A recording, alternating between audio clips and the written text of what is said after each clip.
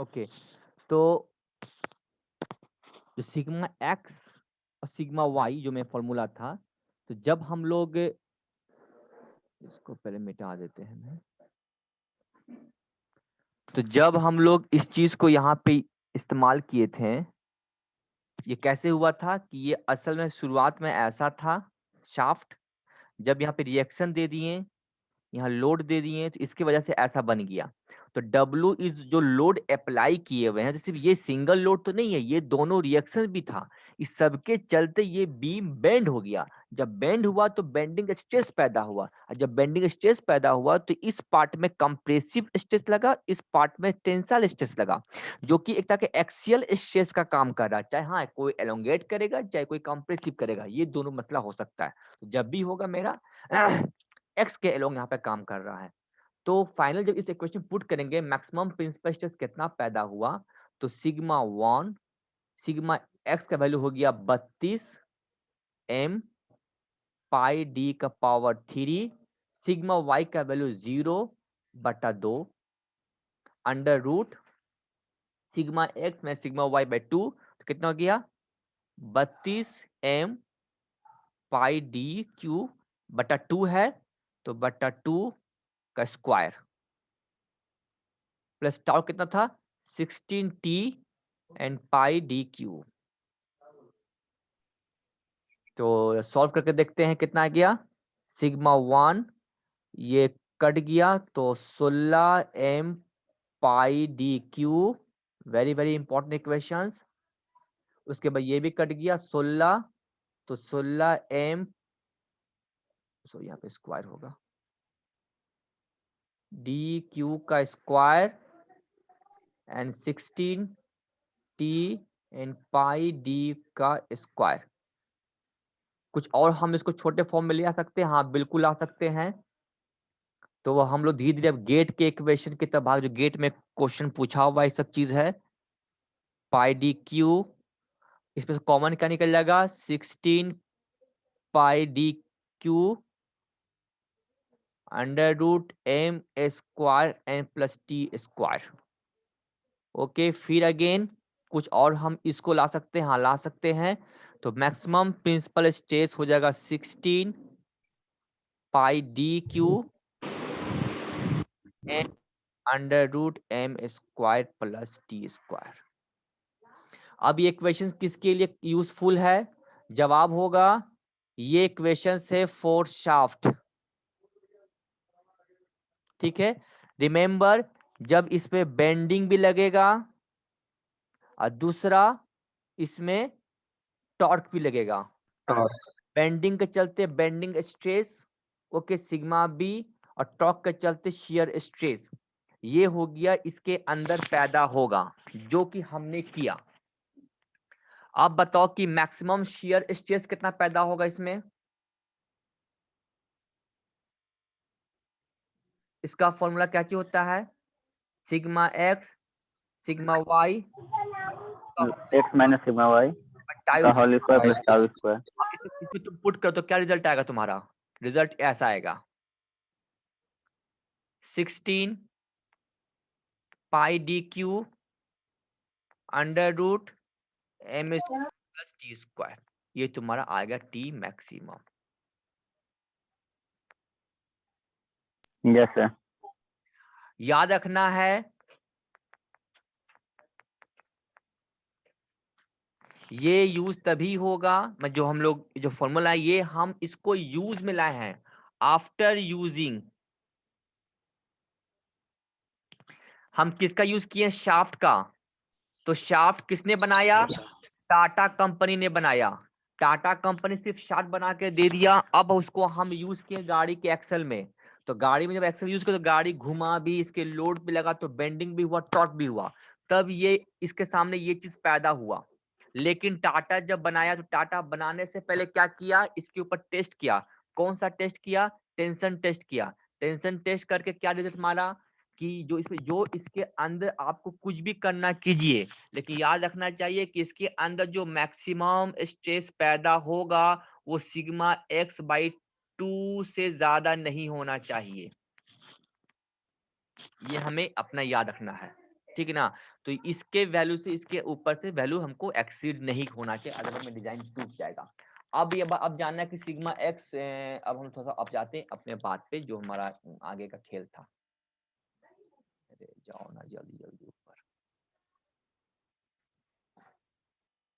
Okay तो maximum, अगर हम बात करते हैं मैक्सिमम प्रिंसिपल स्ट्रेस थ्योरी, तो उसमें क्या निकला था, तो मैक्सिमम प्रिंसिपल स्ट्रेस थ्योरी निकला था कि सिग्मा 1 सिग्मा एक्स के बराबर होगा अकॉर्डिंग टू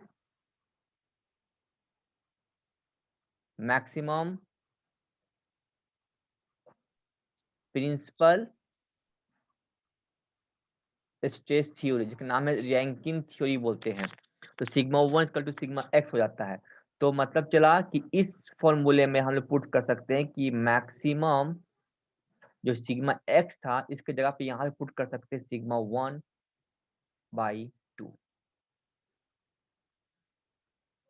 क्योंकि हमें यस सर। स्ट्रेस को भी बचा के चलना है और शियर को बचा के चलना है, तो दोनों को लेकर चलना होगा। ऐसा नहीं कि हमको सिर्फ शियर से बचाना, पता था शियर से बचाने के चक्कर में नॉर्मल से मैं मटेरियल टूट गया, तो हमें दोनों को लेकर चलना हमको होगा। Okay yes sir. ये डक्टाइल मटेरियल के लिए यूजफुल होता है आफ्टर एक्सपेरिमेंटल इन्वेस्टिगेशन के अनुसार। अब आते हैं कन्वर्टिंग लोड, जिसको फैक्टर ऑफ सेफ्टी डिस्कस करते हैं। तुम्हारे सिलेबस में लिखा हुआ कन्वर्ट करना एक्चुअल लोड को या एक्चुअल टॉर्क को इनटू डिजाइन लोड या डिजाइन टॉर्क में करना है, जिसको फैक्टर ऑफ सेफ्टी बोलते हैं। तो फैक्टर ऑफ सेफ्टी क्या होता है, अकॉर्डिंग टू डिफिनेशन, बहुत सिंपल डिफिनेशन लिखे हुए हैं, ensure sufficient reserve strength in the case of accident. तो एक्सीडेंट से बचने के लिए हम कुछ रिजर्व स्ट्रेंथ को बचा के रखते हैं, कि हमारे कुछ होता है एक तरह का मार्जिन लेकर चलते हैं कि हमारा डिजाइन टूटे नहीं। तो फैक्टर ऑफ सेफ्टी को हम लोग डिफाइन करते हैं, ratio of the failure stress to the allowable stress. Okay, इसका दूसरा मीनिंग होता है फैक्टर ऑफ सेफ्टी को लोड में, actual load by design load, यहाँ पे लिखा हुआ है actual load to design load. अब एक्चुअल लोड का मतलब होता है कि हमें जो असल में लोड मिला, लेकिन हमें डिजाइन किस पे करना है वो यहाँ पे तुमको काम कर रहा है। एग्जाम्पल तुमको हम समझा रहे हैं। एग्जाम्पल कह रहा है कि एक मटेरियल जो होता है ये है इलास्टिक लिमिट, तो मतलब इलास्टिक लिमिट है, और डिफॉर्मेशन इलास्टिक लिमिट तक नहीं होता, डिफॉर्मेशन कहाँ होता है, डिफॉर्मेशन स्टार्ट होता है यील्ड से। तो इस यील्ड का जो स्ट्रेस वैल्यू है एस वाई, जिसको हम कह सकते हैं यील्ड पॉइंट। ओके, तो ये जो यील्ड है इसको हम लोग किताब जो हम लोग भंडारी किताब उसको एस वाई से रिप्रेजेंट करता है। रिमेम्बर, ये स्ट्रेस रिप्रेजेंट करता है, ये भी हमारे लेकिन यील्ड पॉइंट को रिप्रेजेंट करता है एस वाई से, ड्यू टू टेंशन टेस्ट। तो इसका वैल्यू अगर कंपनी टेस्टिंग करके बता रहा है 30 न्यूटन पर mm स्क्वायर, मतलब इसके ऊपर अब बॉडी में परमानेंट डिफॉर्मेशन आ जाएगा स्ट्रेस डायग्राम। तो हमें जो डिजाइन करना होगा वो 30 पे नहीं करना हो, इससे कुछ कम में करना होगा। तो कम मतलब इसके अंदर, ओके कुछ अंतर, तो अंदर कितना कम, तो वो फैक्टर ऑफ सेफ्टी से हम समझाते हैं। तो जो हमारा जो डिजाइन लोड होगा, जिसको डिजाइन लोड बोलते हैं, जो जिसमें हम काम करना है, तो डिजाइन जो लोड होगा वो होगा actual load divide by factor of safety. तो मतलब मान लो कि अगर हम स्ट्रेस के टर्म से बात करें, तो फेलवर स्ट्रेस कितना हो गया, फेल हो जाएगा 30, ये इसको बोलते हैं फेल होना। और फैक्टर ऑफ सेफ्टी से मान लो हम दे देते हैं तुमको 3, तो कितना आ गया 10। तो 10 क्या कहला गया, 10 कहला गया अलेबल स्ट्रेस।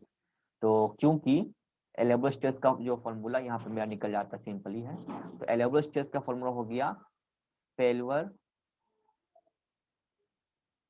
स्ट्रेस बटा फैक्टर ऑफ सेफ्टी। तो जो डिजाइन हमको करना है वो परमिसिबल स्ट्रेस या अलाउबल, जिसको अलाउ कर सकते हैं हम लोग हैं। तो फेलवर स्ट्रेस को हमें हमेशा फैक्टर ऑफ सेफ्टी से भाग देना पड़ता है ताकि हमारा डिजाइन सेफ हो सके। तो अगर कंपनी टाटा कंपनी बोला कि भाई जिस मटेरियल को तुम लेके जा रहे हो उसका यील्ड पॉइंट SYT है, मतलब 30 है, 30 न्यूटन पर mm स्क्वायर हुआ, तो जब हम इसको यूज करेंगे मैक्सिमम प्रिंसिपल स्ट्रेस में, मतलब के अकॉर्डिंग, तो मटेरियल के अंदर कितना पैदा होना चाहिए, इसके अंदर कम ही पैदा होना चाहिए। तो सिग्मा 1 कहेगा कि सिग्मा 1 जो अगर SYT के बराबर हो गया तो मटेरियल क्या हो जाएगा, टूट जाएगा, डिजाइन फेल हो जाएगा। अकॉर्डिंग टू ये कौन सा थ्योरी से आ रहा है, ये आ रहा है मैक्सिमम प्रिंसिपल स्ट्रेस थ्योरी के अनुसार। तो अगर सिग्मा 1 हमारा मटेरियल टूट जाएगा जब x1 xyt के एक्सीड पहुंच जाएगा, तो हमें डिजाइन कैसे करना होगा? पहली बात कि हमें टेस्टिंग नहीं करना, हम रिसर्च डेवलपमेंट में नहीं बैठे हुए हैं, हमें कंपनी के लिए, कस्टमर के लिए डिजाइन करना है। तो SYT तो पहले से ही बता दिया है कि 30 न्यूटन, ये जो टेंशन टेस्ट जो यूटीओ मशीन में टेस्टिंग करके बता दिया कि इतना होगा, इसके ऊपर मत जाओगे तो टूट जाओगे। अब हम शाफ्ट को लिए, अब हम इसको डिजाइन करेंगे एक्सल बनाने में या डक्ची बनाने में या घड़ा बनाने में या कुछ भी बनाने में इसको यूज करेंगे में। तो पहला ये थ्योरी देखें कि अगर हम जिसका यूज करने जा रहे हैं, जैसे अब शाफ्ट का यूज करने जा रहे हैं हम लोग हैं इसका, तो इसके अंदर जो मैक्सिमम प्रिंसिपल स्ट्रेस थ्योरी पैदा होगा वो सिग्मा 1 होगा। तो हमें जो डिजाइन करना होगा वो सिग्मा 1 से कम में डिजाइन करना होगा। तो कितना करेंगे? तो हम देखेंगे 30 कंपनी दिया हुआ है, तो हम कुछ कम पे काम करें, तो कितना काम करेंगे? तो सिग्मा 1 जो होना चाहिए का वैल्यू जो होगा वो हमेशा SYT से कम होना चाहिए फॉर डिजाइन सेफ। तो हम कितना काम करेंगे? ये जो सिग्मा 1 का वैल्यू कितना आना चाहिए तुमको? 30 से कम आना चाहिए, चाहे 29 28, तो चाहे वो 28 हो जाए, चाहे वो 29 हो जाए, चाहे वो 27 हो जाए, जब भी होगा 30 से कम होना चाहिए मेरा वैल्यू। तो ये कम कितना आएगा? तो फैक्टर ऑफ सेफ्टी से भाग दे देंगे हम लोग। तो मैं फाइनली जो सिग्मा 1 जिस पे काम करेंगे वो SYT divide by factor of safety कर देंगे। ये इक्वल का मतलब हुआ कि डिजाइन अब इस पे करेंगे हम लोग। और ये जो बराबर हो गया है, इसका मतलब क्या समझेंगे कि ये डिजाइन फेल हो जाएगा। ये डिजाइन फेल अगर बराबर हो गया, और ये अगर यहाँ बराबर है, तो ये डिजाइन फेल नहीं हुआ, ये डिजाइन सेफ जोन, क्योंकि हम फैक्टर ऑफ सेफ्टी से भाग दे दिए हैं। तो ये हमारा डिजाइन सेफ हो गया। तो जब भी हम काम करेंगे तो परमिसिबल में काम करते हैं, अलाउबल पे काम करते हैं। तो इसका नाम हो गया यील्ड पॉइंट। जहां पर जब फैक्टर ऑफ सेफ्टी से भाग देते हैं तो ये हो गया यील्ड पॉइंट या यील्ड स्ट्रेंथ। लेकिन जब भाग देते हैं फैक्टर ऑफ सेफ्टी से, तो इसका नाम हो जाता है permissible yield stress. Permissible yield stress.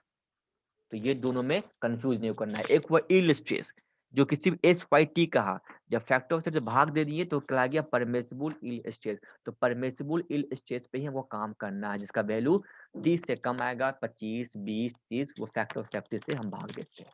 यहाँ तक क्लियर हो गया? Yes sir. ओके ठीक है। तो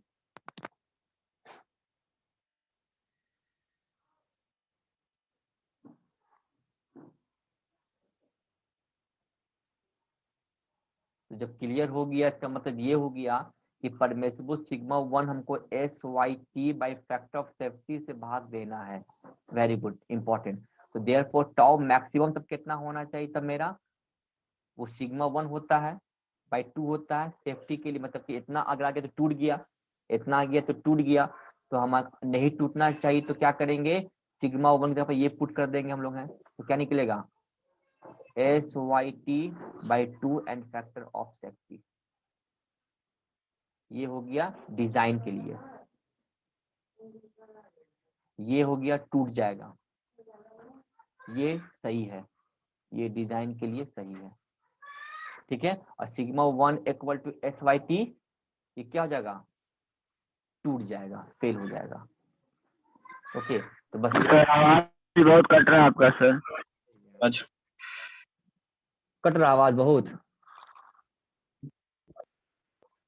यस सर, बहुत।